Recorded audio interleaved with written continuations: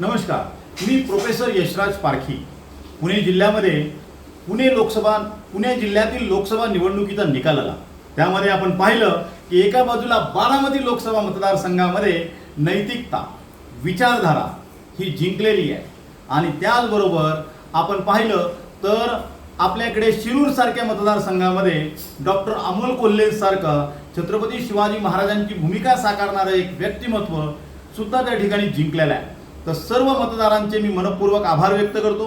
खरं तर पुणे लोकसभा मतदारसंघामध्ये रवींद्र धंगेकर हे निवडून यायला हवेच होते, परंतु काही अंशी आम्ही कार्यकर्ते कमी पडलो असो, परंतु पुणेकरांनी जो आम्हाला उदंड प्रतिसाद दिलेला आहे त्याबद्दल आम्ही मनापासून हार्दिक आभार व्यक्त करतो.